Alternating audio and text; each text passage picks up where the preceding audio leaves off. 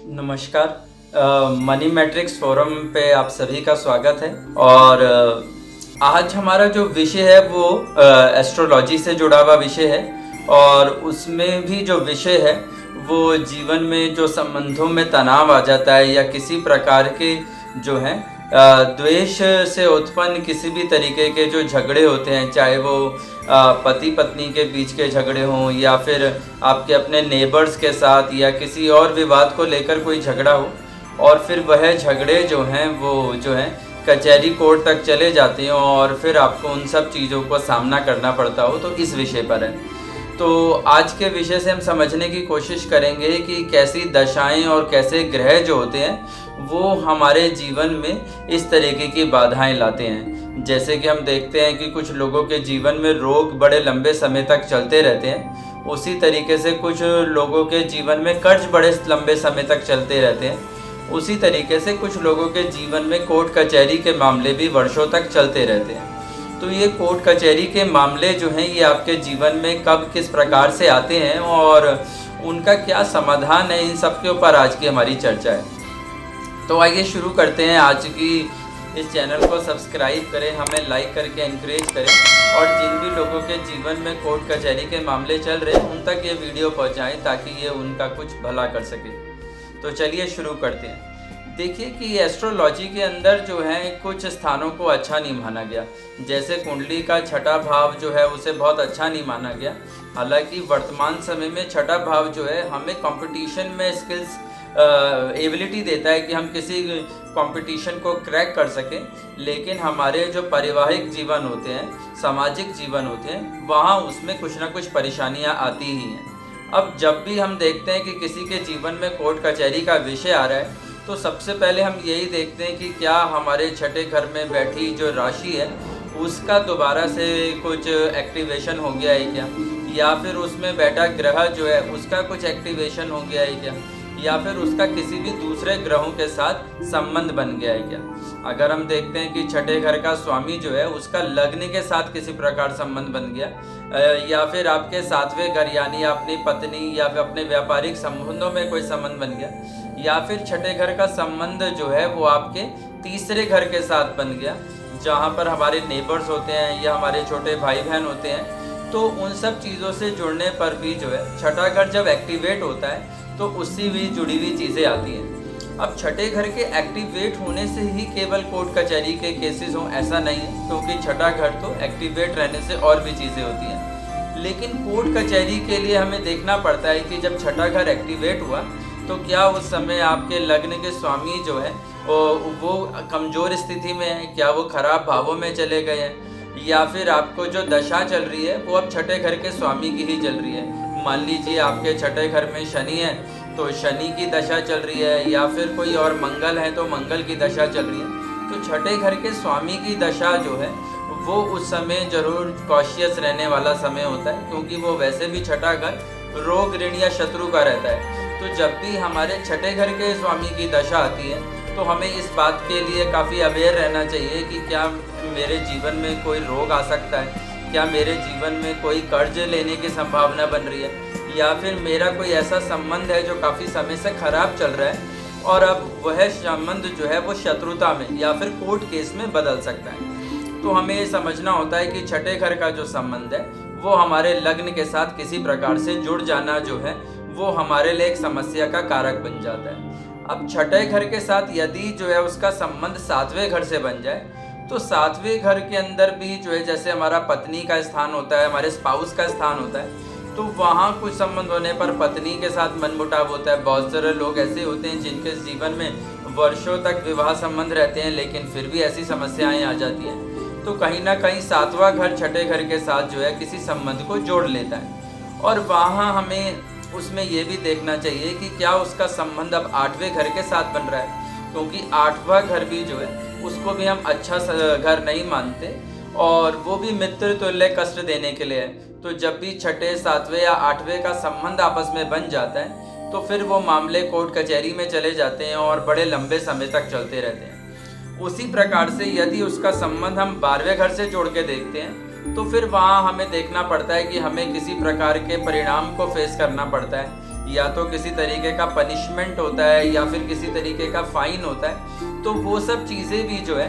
हमारे को 12वें घर के अंदर जो है जुड़ जाने पर जो है वो दिखाई देती हैं। अब इसमें अलग अलग ग्रहों की बात करते हैं, तो यदि शनि का इसमें संबंध जुड़ता है तो शनि यहाँ पर जो है चीज़ों को लीगल में कन्वर्ट कर देते हैं। दूसरा, वो डिले करते हैं। बहुत सारी जो चीज़ें होती हैं उसमें आप देखते हैं कि अनयूजुअली जो है 2 साल, 5 साल, 8 साल, कुछ भी ऐसा समय लगता है। तो वो एक चीज़ है। राहु को जैसे हम जानते हैं, तो राहु के जुड़ जाने से क्या होता है कि इसमें मैरिज से रिलेटेड समस्याएं ज़्यादा आ पाती हैं या फिर करियर से रिलेटेड समस्याएं आती हैं। और राहु जो है इस मामले को थोड़ा जटिल भी कर देते हैं। तो हमें देखना पड़ता है कि क्या राहु का संबंध भी यहाँ पर आ गया।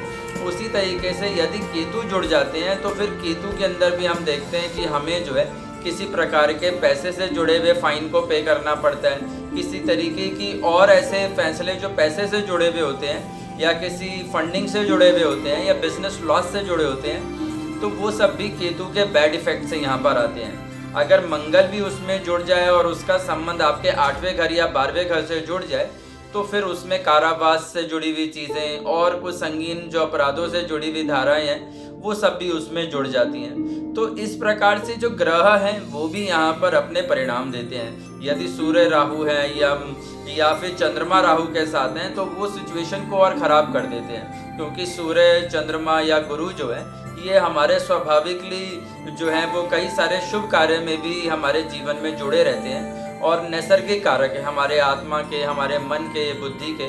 यदि उन पर किसी प्रकार का दुष्प्रभाव आ जाता है तो फिर यह भी जो है हमारे जीवन में कोर्ट कचहरी और उससे जुड़ी हुई समस्याओं को खड़ा कर देते हैं। अगर शनि को हम 6ठे घर से जोड़ के देखें तो फिर बड़े लंबे लंबे केस हमें दिखाई देते हैं। यदि राहु वहाँ जुड़ जाए तो केस अगर लंबा नहीं भी होगा तो केस बड़ा जटिल होगा। आपको वहाँ पर कई प्रकार के वकीलों के साथ जुड़ना पड़ सकता है, कई प्रकार के छोटे बड़े केसेस के साथ उस चीज़ को आगे ले जाना पड़ सकता है। तो वो एक चीज़ यहाँ पर दिखाई देती है। अब इसमें बात करते हैं कि जो भी सफलताएं हैं वो कैसे मिल सकती हैं। तो देखिए, सफलता के लिए समाधान की ज़रूरत होती है। जब दो लोगों के बीच में विवाद होता है तो उसका कोई समाधान ढूंढना पड़ता है। अब उस समाधान के लिए एक तो 7वां घर ही बड़ा उपयोगी है।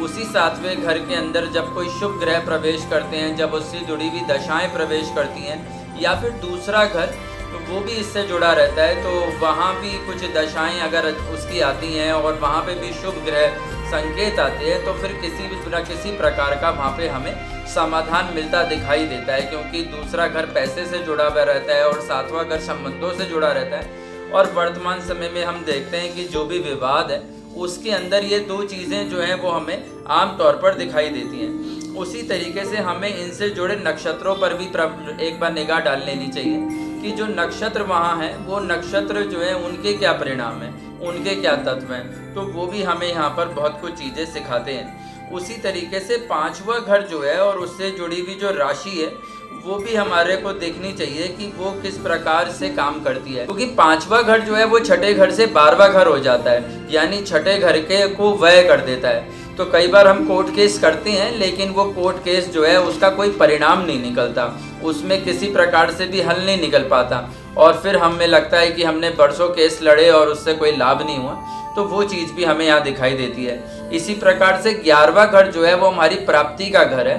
तो 11वां घर की अगर दशा आ जाती है, 11वें घर में शुभ ग्रहों का प्रवेश आ जाता है और साथ में लग्नेश यदि आपका जो है वो वापस स्ट्रांग हो जाता है और राहु केतु का एक्सिस अगर आपके लिए दोबारा अनुकूल हो जाता है तो आप जरूर मान के चलें कि फिर ये मामला बड़ी तेज़ी से निपटता है और इसमें बड़ी तेज़ी से परिणाम आपके फेवर में आते हैं। तो ये चीज़ें हमें थोड़ी सी यहाँ देखने के लिए मिलती है। उसी तरीके से जैसे 6ठे घर में यदि गुरु का गोचर आ जाता है या गुरु का प्रभाव बन जाता है तो हम देखते हैं कि हमारे कोर्ट केस में यदि कोई कमी थी तो हम उसमें जो है अब चतुराई से उसके परिणामों को अपनी तरफ ले जाने की कोशिश कर सकते हैं कि हमें उसमें एक बुद्धि का प्रवेश हो जाने से जो है हमें समझ में आने लगता है कि अभी तक हम जो कोर्ट केस कर रहे थे वो करना भी चाहिए था या नहीं करना चाहिए था, या फिर उस केस के अंदर हमें क्या करना चाहिए था कि जिससे वो उसके परिणाम हमारे अनुकूल हो। तो वो चीज़ यहाँ देखनी चाहिए। राहु भी हम चतुराई से जुड़ा हुआ देखते हैं, तो राहु भी जब आते हैं तो बहुत सारी ऐसी टैक्ट एंड ट्रिक्स होती हैं जो आपके लॉयर्स के साथ मिलकर जो है आप अपने लिए जो है कुछ अनुकूल परिणाम जो है वो ढूंढ पाते हैं, क्योंकि वो भी आपको जो है एक तरीके से समझिए कि गागर में सागर भरने का काम जो है राहु कर देता है, और जो काम सालों में नहीं हो पा रहे होते वो कुछ दिनों में पूरे हो जाते हैं। तो राहु का रोल भी हमें यहाँ पर दिखाई देता है। अब हम इसमें उपायों की बात करते हैं तो देखिए कि इन सब केसेस के अंदर जो उपाय हैं वो यही हैं कि हमारा जो छठा, सातवां या आठवां घर है वो जरूर सुधरे। तो छठे घर में जैसे उसका नैसर्गिक कारक बुध है, तो हमें अपनी भाषा शैली पर, हमें अपने इंटरेक्शन के ऊपर बहुत ध्यान देना चाहिए, हमें समन्वय की तरह सोचना चाहिए। उसी तरीके से सातवां घर शुक्र का है तो वो तुला राशि को भी समझाता है।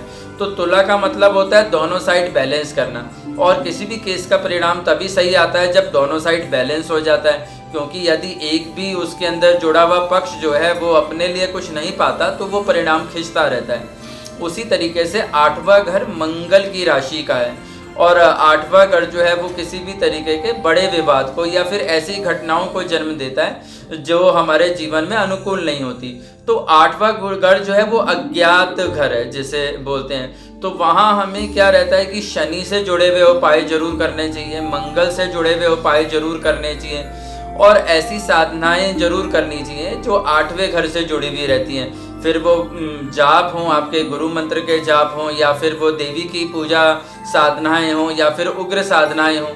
तो उस प्रकार की जो साधनाएं रहती हैं वो भी आठवें घर के द्वारा जो है हमें लाभ देती हैं। तो ये तीनों घरों को जब आप अनुकूल बनाने की कोशिश करते हैं, इंटरेक्टिवली भी और स्पिरिचुअली भी, तो फिर आपको इसमें कुछ जल्दी परिणाम जो है वो मिल जाते हैं। उसी तरीके से 12वां घर भी जो है वो अध्यात्म से जुड़ा हुआ भी है। तो अगर आपके अंदर आप गुरु के दर्शन करना चाहते हो, या फिर धार्मिक तीर्थ यात्राएं करना चाहते हो, और या फिर सिद्ध क्षेत्र से दर्शन से जुड़ना चाहते हो, तो भी वो हमें अनुकूल परिणाम देता है। तो इसमें परिणाम आने की संभावनाएं तभी ज़्यादा अच्छी रहती हैं जब हमारे बीच में दूसरे के प्रति भी समन्वय की भावना आ जाए और हमारे अंदर कुछ आध्यात्मिकता भी प्रकट हो जाए। ये दोनों चीज़ होने पर ही जो है हम कोर्ट केस के परिणामों से जल्दी से अपने पक्ष में लेकर मुक्ति पा सकते हैं। तो मुझे उम्मीद है कि ये आज का जो विषय है ये आपके काम आएगा, और साथ में यदि आपके इससे जुड़े हुए कोई प्रश्न है या कोई और बात है तो उसके लिए भी आप हमसे संपर्क कर सकते हैं। नमस्कार।